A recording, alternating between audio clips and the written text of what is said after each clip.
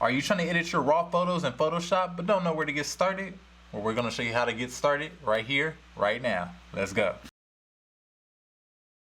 First and foremost, you want to actually collect all of your raw photos wherever they are on your file. Organize your files, very, very important, and then drop them into Photoshop. So we're going to just take one of our photos and drop it into Photoshop. This is one of the photos from our photo shoot.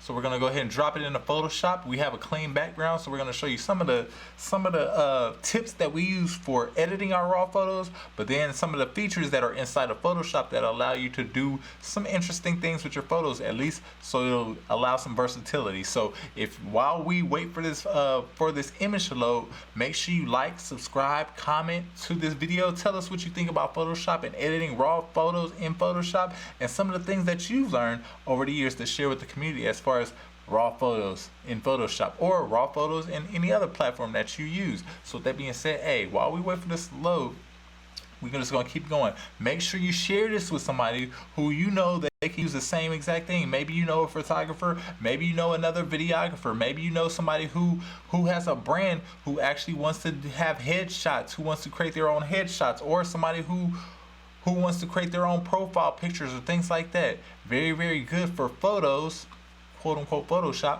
but very good for photos to be able to edit your photos. So again, this is a raw image file. And if you're watching our Lightroom lesson, raw image files being a different type of different file type from a JPEG. JPEG is a universal file type, and raw is another file type. So I didn't say universal for the raw because raw you have to have a specialized software like Photoshop or Lightroom or something like that can handle a raw file. Now, what is a raw file? A raw file essentially is an actual image file that has so much more data inside of it. So I'm trying to keep it real simple, but has so much more data inside of it. Chris, it's a photo. What do you mean data inside of it? One of the things that makes a JPEG, because it has a limited amount of data, which allows people to transfer it and send it to each other easily. So multiple devices can read JPEGs because it's so easy to read, just like a Dr. Seuss book or something like that. Now, a raw file is something like an encyclopedia where it has so much more data than a JPEG file. So when you are editing the photo, let's say you have a photo that you took and it, when you were out shooting your camera, it looked like it was a good photo, but when you got into the actual program, you're like, man, it's too dark. Well, if it's a JPEG photo, when you try to make it lighter or try to boost the lightness, you're gonna notice that it starts to look really bad. The colors you start to get noise in the RGB noise, color noise being RGB noise, where colors aren't keeping up and it's starting to crop, it's starting to lose quality in some of the color values because that file type doesn't have the information needed for it to be able to be adjusted in that format. So with raw files, you can actually adjust it a lot easier. Now, you can't take it to the super extreme, but you can take it so much further than you can in a JPEG file. So that's why we shoot in raw and then we edit down to JPEG formats after we do the editing, and we edit the raw files and then export out in JPEG, PNG formats for our clients so they can use it universally, but at the same time, as a professional or as somebody who is looking to maximize the versatility of the image, you're going to want to shoot in raw. So very, very important. So with that being said, but if you would needed speed, you know it's something that's quick and you need the quick and dirty and quick and ready to go, definitely shoot in JPEG. So very, very important to know the difference between the two, and most cameras can shoot both. So you want to just weigh the pros and cons with that. So with that being said, we have our image open here. When you pull in your raw photo, it'll pull up another prompt which has all of these different values that you can change. So like, for example, exposure being how light or bright or how dark or bright your image is. So we're going to move it all the way up, move it all the way down, move it all the way up, move it all the way down. So that's your exposure.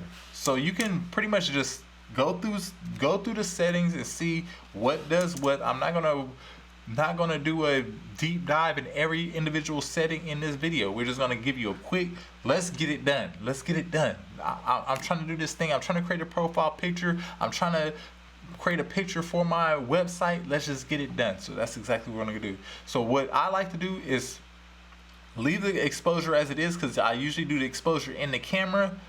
I like to boost the contrast a little bit. And again, if you hover over it, especially when you're first using it, it'll show you like what they mean. I like to boost the highlights, and the highlights essentially all of the whites get a little brighter. So I just like to boost it just or for this picture, and it varies. It definitely varies for how you shoot. So I just want to boost it a little bit. Shadows, I just want to darken those shadows. And I like to, you know, have the highlights high and the shadows dark in my images. And again, this is something that's artistic, something you feel out, something that you determine what the style is. That's the beautiful thing about photography and all of the creative tools, is that you can determine your own style. It's highly urged that you determine your own style. All right, the blacks, I'm gonna go ahead and drop those down as well. And again, I want to keep it where we're getting some of that specular, where we can see the wrinkles off the shirt, but I want that shirt to look really good black, right? The clarity, I'm gonna boost that clarity up so we can get some sharpness, a little more sharpness. Let's go. Now that we're in the clarity part, let's go to the face. One of the most important parts with the clarity is the face, right? And actually, I'm gonna drop the clarity.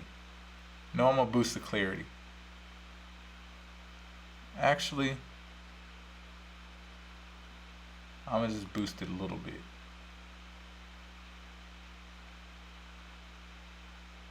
Actually, I'm gonna drop it. I'm gonna drop the clarity just a little bit, like so, like 20. Dropped it like -20, right? All right. Vibrance, I love vibrance. Vibrance is my go-to for sure. That makes your colors pop more. It makes your colors more vibrant, and hence the word vibrance. So let's say for extreme, I take the vibrance of all the way up. Now everything that had blue in it, you know, is super extreme. Take it all the way down. It's kind of like mostly black and white. So you just want to find a, and again, my computer is kind of lagging right now, but you want to find a happy medium. I usually don't like to go above and below 20 on anything. If it's positive or negative, I like to stay in the 20 range. Details, and again, these are all things that can later be changed as well, but we're gonna add some sharpening details. And the sharpening, how I determine the best sharpening is if you look at the eyes and things. We can always go back in and sharpen more. When we did that dehaze, it softened things. Now when we go back in and sharpen things, now we can get it sharp again, and that looks good right now. All right, I think we're good on everything else. We can, you can get pretty deep in a lot of this stuff. And a lot of these features that you're seeing right here, a lot of this stuff is actually in Lightroom. So we did it in Lightroom. So if you wanna learn a little bit, or have a beginner, like if you want to call it a crash course in Lightroom, make sure you go and watch our Lightroom video. You can get a quick crash course in where things are at in Lightroom, how to get started. And again, that's another tool that you can dive super deep into. But again, a good introductory course we are actually provided I'm gonna put it in the link below, or in the course at the end of the day. So that being said, boom, I think we're good to go here, and I'm gonna just hit OK. So these are all like if you were doing it in Lightroom. And usually in Lightroom, you can also take it into Photoshop, or export it and edit it in Photoshop and bring it back into Lightroom. We're kind of doing two separate videos of the same exact process, right? But we're just dragging the actual photo into Photoshop.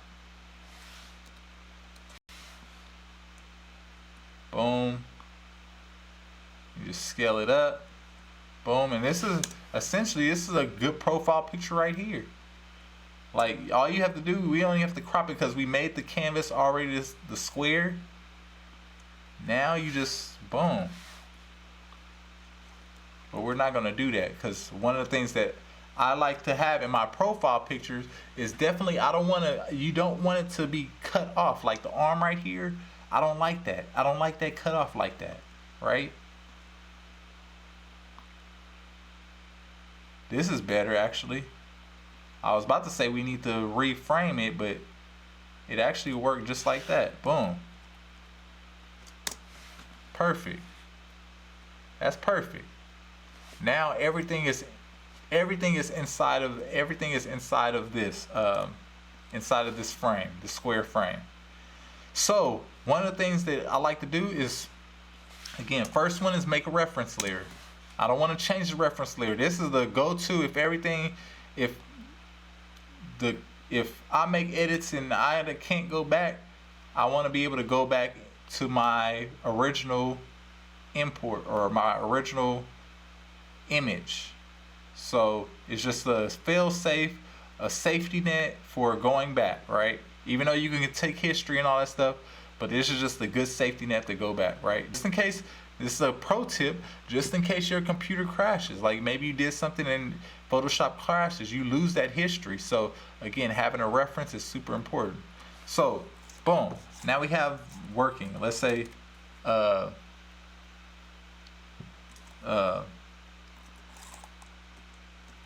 just say design. Let's just say photo. Right? Boom. One of the things that I like to do, is enhance this photo. We did a little enhancement in Lightroom, but there's so many more tools that you could do to enhance this photo. Now, there are a lot of different techniques. I'm going to show you mine here at the Creator Academy just to get you started, right? And we might have to take this to the tablet. So with that being said, first thing I like to do is go ahead and add more detail to the actual image. So how do we do that? Well, actually, first thing I like to do is go in and remove the foreground from the background. So that's the first thing we're going to do. So how do we do that? Is by going up here to select,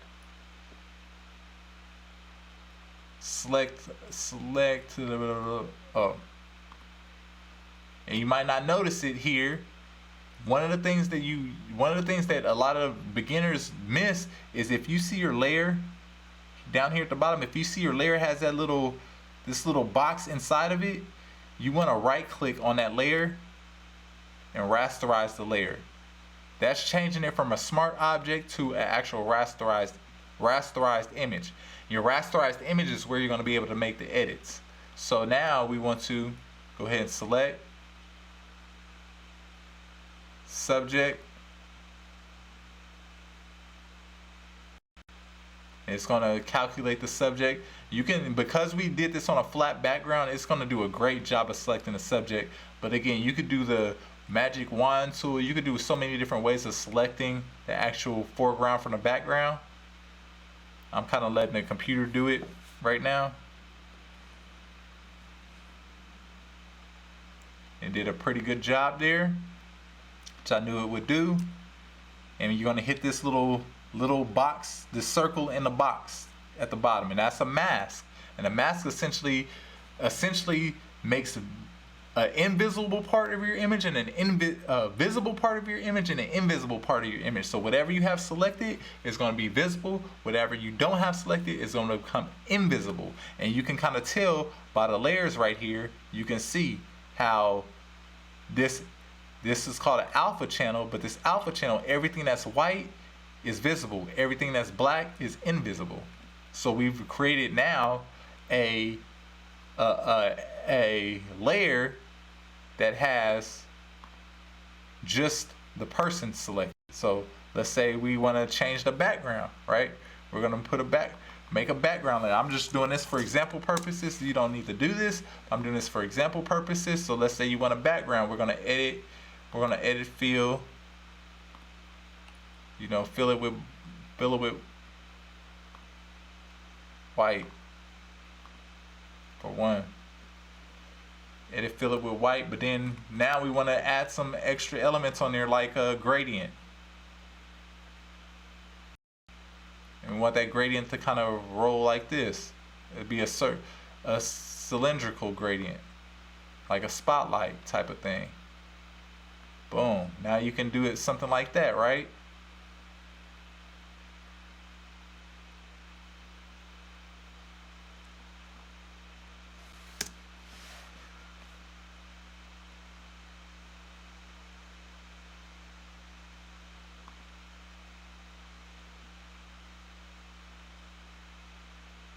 And reverse that gradient.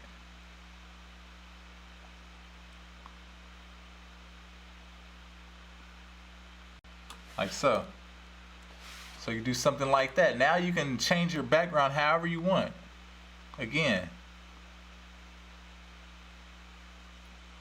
You can also do it inside of the layer by double clicking and doing layer styles. And this is all to create a profile picture, whatever the case may be, or you could keep it exactly the same. And we could have a lesson about how to create backgrounds. If you are interested in learning how to create backgrounds for your profile pictures after you already masked it out and cut it like that, hit us in the chat. Let us know what you want to do, right? For now, I'm gonna just drop this opacity.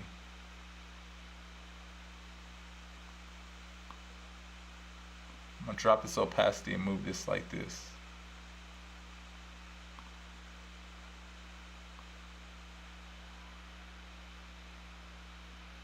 Alright, so you could just kind of see the foreground from the background, right? Even though I really like the background we already had, right? The background we already had kind of matched.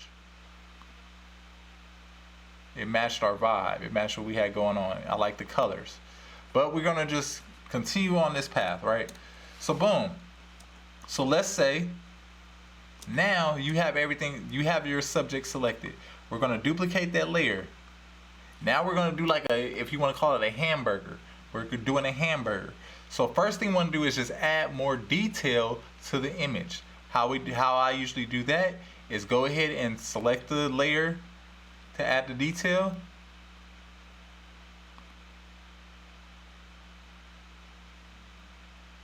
Well, let's do this touch up first. Let's do a touch up layer first. Now let's say there's elements in your picture that you don't like, right? Or that you want to make look better. Let's say you had a pimple or a flaw on your skin. I'm gonna use some areas of my skin. I'm moving the picture because I'm gonna start to draw on this so I can be more interactive, right?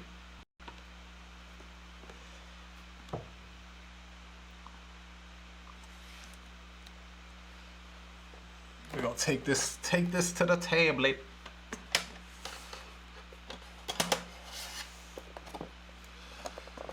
All right.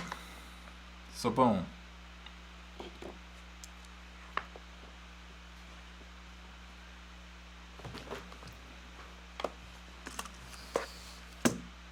Oops, I did not mean to do that, and I don't know what I did.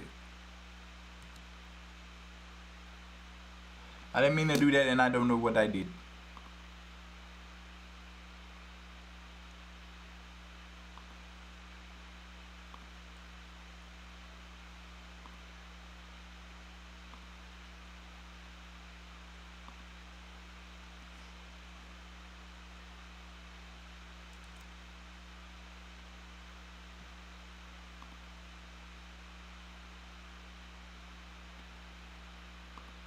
Sorry about this chugging, but it's whew, yeah.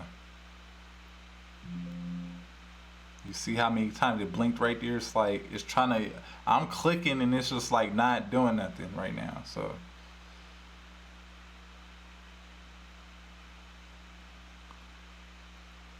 now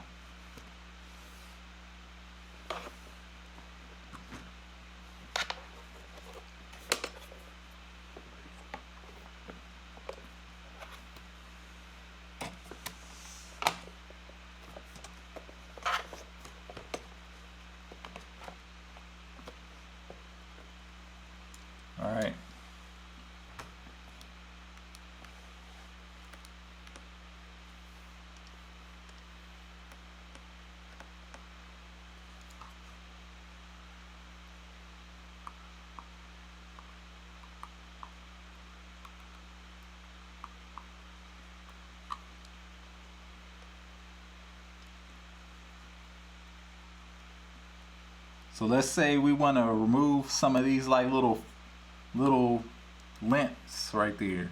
You can hit this tool where it's like a band-aid, spot healing brush.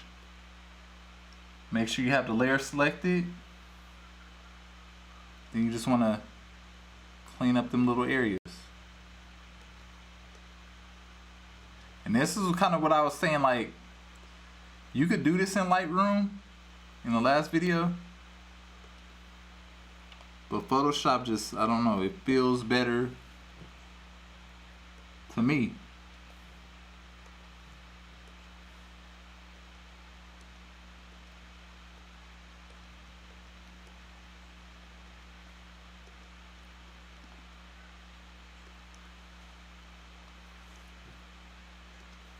Right?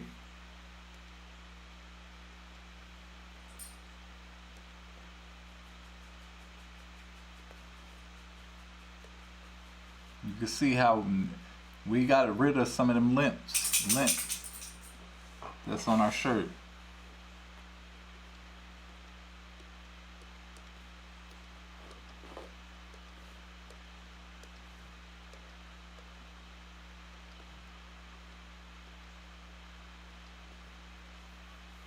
Like so.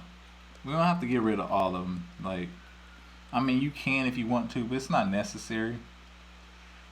Nobody's gonna be looking at the image that tough to notice.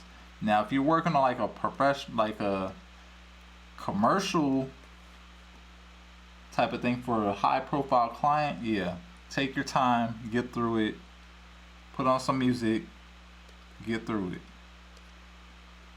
right? But for a profile picture, it's gonna be so small that people won't even notice. There's a little part on my nose for something that a mark I had, so I'm gonna just heal that. I think everything else is pretty good. This little part on my hat.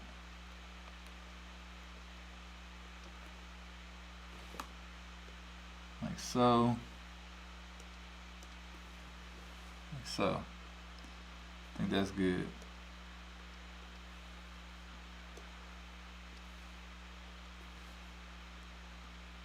I think that's good. All right. So that's usually what I do for the touch up, right? Then we're gonna make another layer out of the touch. This one, we're gonna call it sharpen. We'll call one blur. And this blur, we're gonna go ahead and grab this like little raindrop. We're gonna make it a little bigger.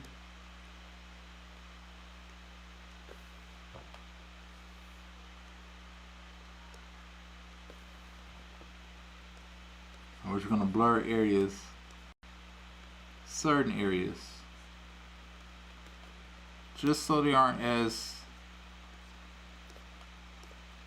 strong. We want details, but we don't want details like everywhere. We want it to be light some places.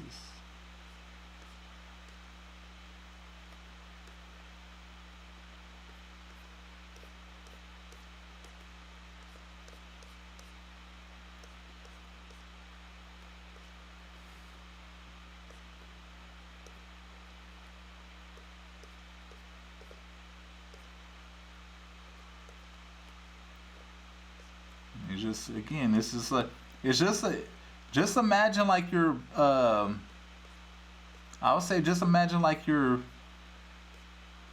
painting, like you're painting an actual sculpture or something like that. Like just treat it just like that. Like find all of the areas where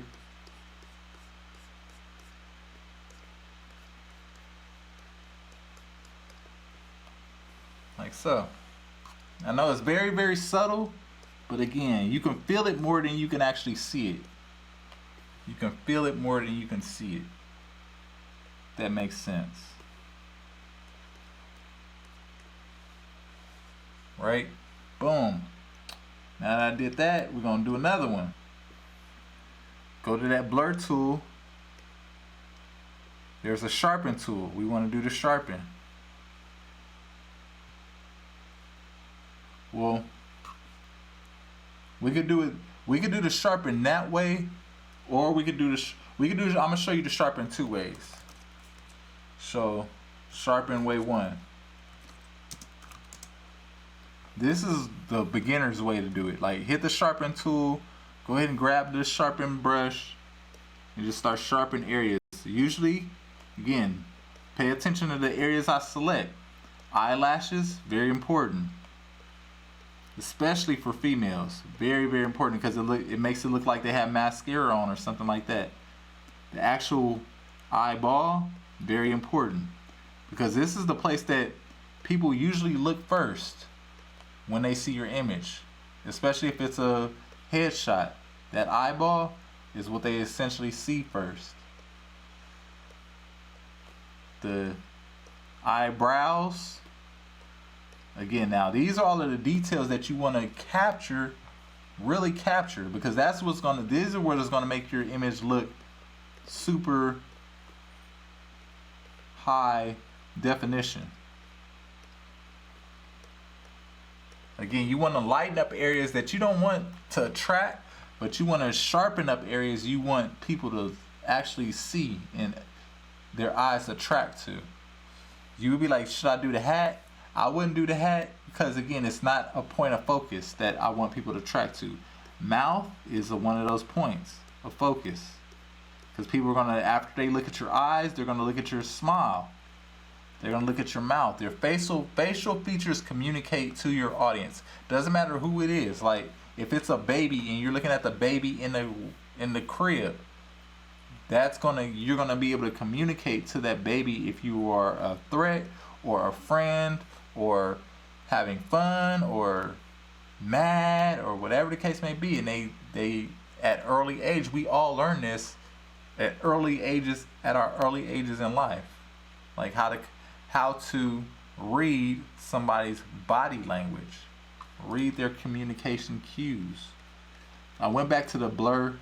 I'm gonna just blur this a little bit here on the eyes, just a little bit. You could be tempted to like get rid of dark parts of your eyes, but I know that's one of my characteristics, so I'm keeping it in my case. But you might be tempted to get rid of your dark eyes in your case, and you can do that. I'm gonna show you how to do that, something like that, in a second. I'm gonna put some detail in the beard. This is gonna give it that extra oomph, like, wow, this is actually, what kind of camera do you have at the end of the day? But again, a lot of this is like, once you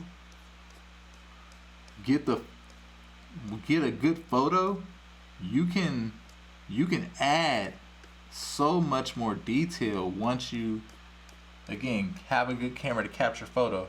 There's a lot of good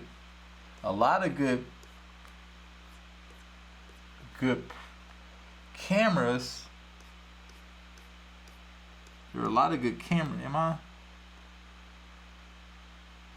I'm doing the wrong one. Shoot. History. If you do that, you can always go back to your history here. I'm doing a blur tool. I meant to be doing the sharpen tool.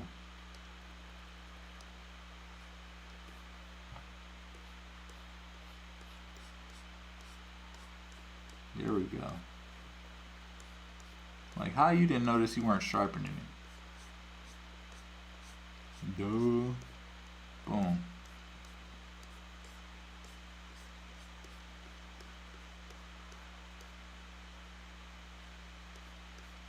Like so.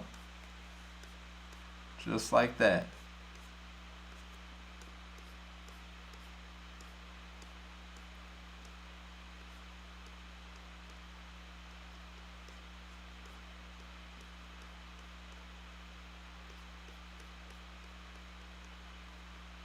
Just like that. Grab the nose. So usually sharpen areas of contrast, it's gonna boost those areas. That's essentially what sharpening is. It's gonna boost areas of contrast a lot. So if you sharpen where there possibly is a let's say a wrinkle, that wrinkle is going to be emphasized for sure. So just keep that in mind. You want to emphasize places like the teeth are totally different contrast than the tongue, so you're going to get a lot sharper, a lot sharper look right there. Again, you could definitely do that for jewelry and stuff like that. It's gonna make your jewelry pop. It's gonna make it look more blink and more sharp at the end of the day.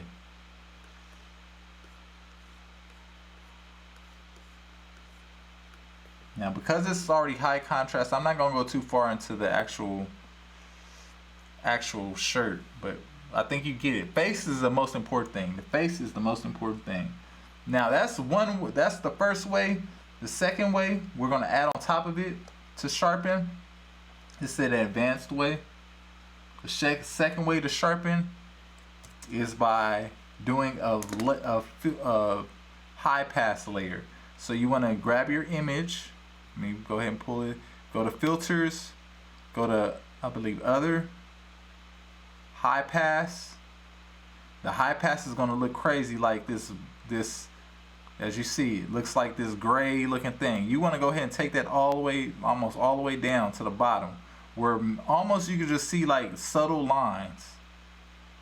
Those subtle lines are what we're going to essentially going to end up being our detail.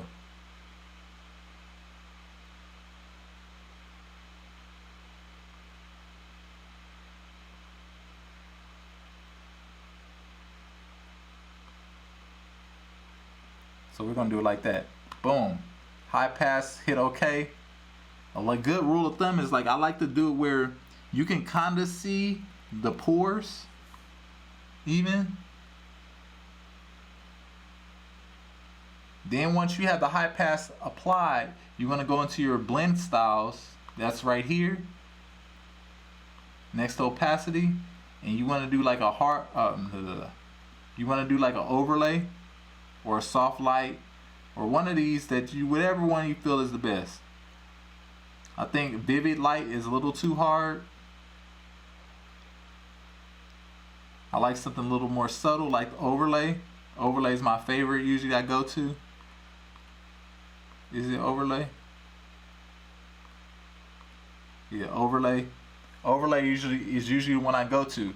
Now, we're kind of starting back at square one, because remember we had blurred the areas that were sharp. Well, one of the ways we get around that is we have the mask, remember, that we created. So that mask, we're going to go ahead and paint on that mask. So if you select the mask, just like you could select the image, you could select the mask. We're going to go ahead and grab a paintbrush. Now that we have the mask selected, we're going to grab our paintbrush where's my paintbrush?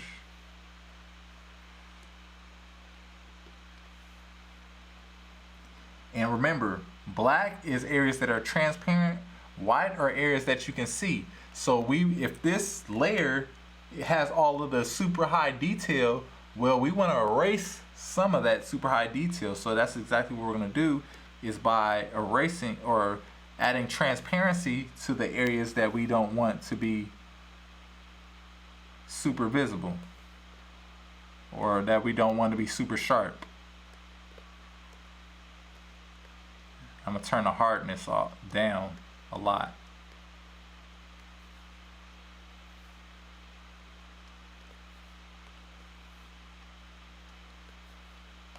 Boom, that's good. Okay.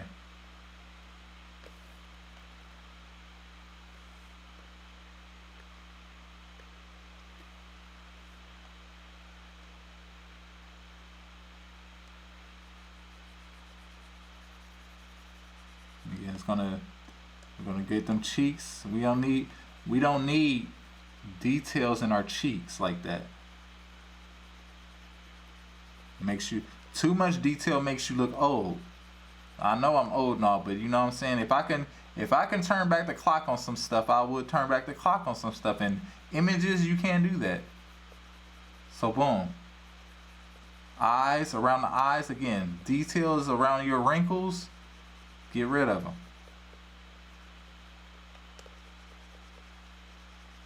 And you can make it super obvious what we're doing if we turn that first sharpen off. It'll become even more apparent like what we're actually doing. And this is usually the way I like to work, as far as just do the high pass instead of adding the sharpness in the first pass, but I just do the high pass, and that gives you a lot more just like natural sharpness on certain areas, and plus it adds it to the overall image. So again, the hat pops a little more, so on and so forth.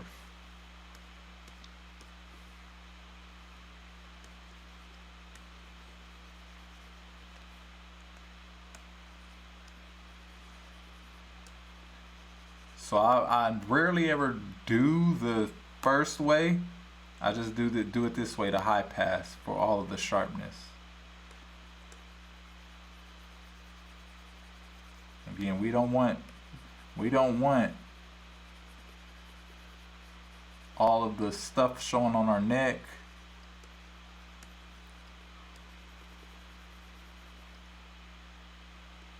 On our lips. We don't want to look like we have crusty lips or pixels, too many pixels. Our lips, boom. It's like that. It's super, super simple, y'all.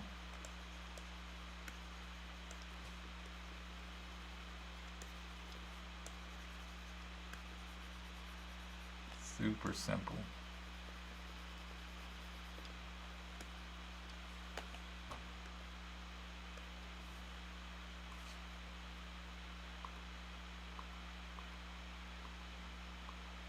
Now you can even see when I add the sharpness from the previous one, it just gets a little sharper on those eyes, and I actually like that, so we're gonna keep it.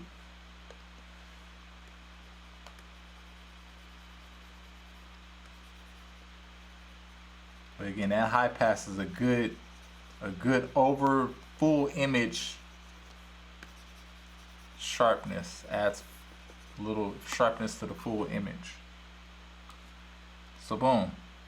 Now let's boost out a little bit or jump out a little bit. Boom. Now we're cooking. We're cooking, y'all.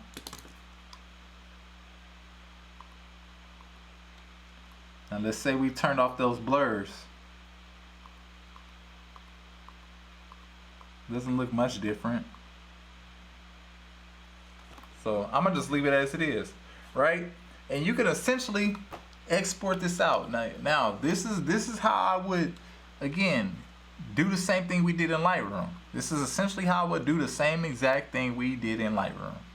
I would export this out now. The beautiful thing about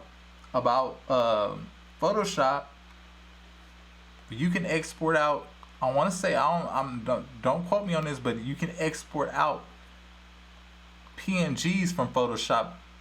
I don't know if you could do that in Lightroom.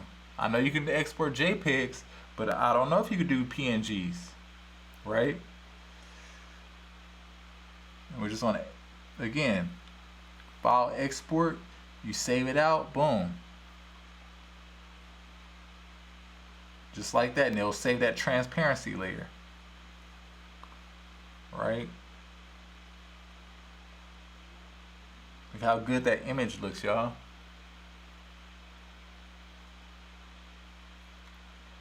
I want to keep my original background too. But let's see. Let's do this so y'all can see the difference. We're going to create a folder. Build. I don't know why I'm doing it way up here.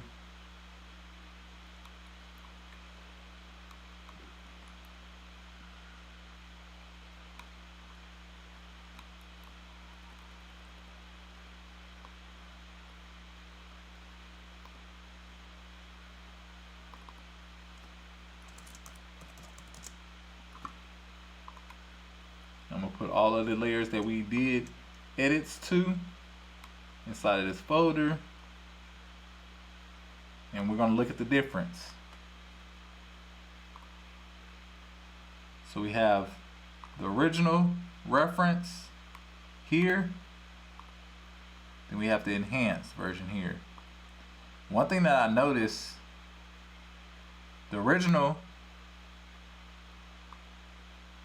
the build, the enhanced, the original, the enhanced. You can even see some of the marks we got rid of, like on my nose, on the shirt, the original, the enhanced.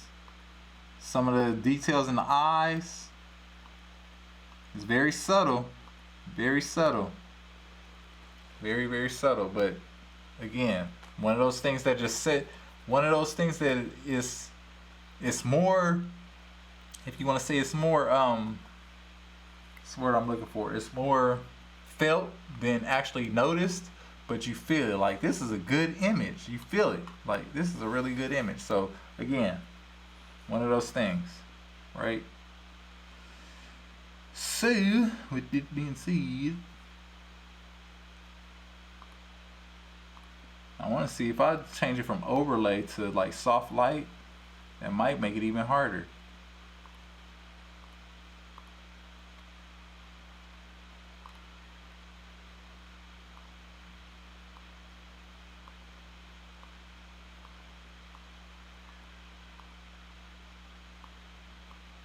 I like that. I'm liking this though. It looks really good. So again, let's add a background to this. Actually, let's just save this out. So you save this out, and that's essentially, you save this out, and essentially that's how you create your profile picture. But then edit your raw photo or your photo. It can be a JPEG too, but edit your photo to look the best for your actual profile picture, for your web design, for your photography, for your web, your website, whatever the case may be. But this is how you do those high quality photos that represent your brand to the fullest and to the best. Again, what people see is how people perceive your brand and you. So with that being said, hey, being able to put your best foot forward, super, super important. And that's exactly why we show you exactly how to do that here in the Creator Academy. So with that being said, if you're watching this on YouTube or any of the social media platforms while it's currently available, make sure you share this with somebody you know that can use this. Or if you are not currently subscribed, make sure you subscribe to our channel so you can get more videos just like this. But more than anything, comment below how you use Photoshop to enhance your actual brand photography for your business. So with that being said, hey,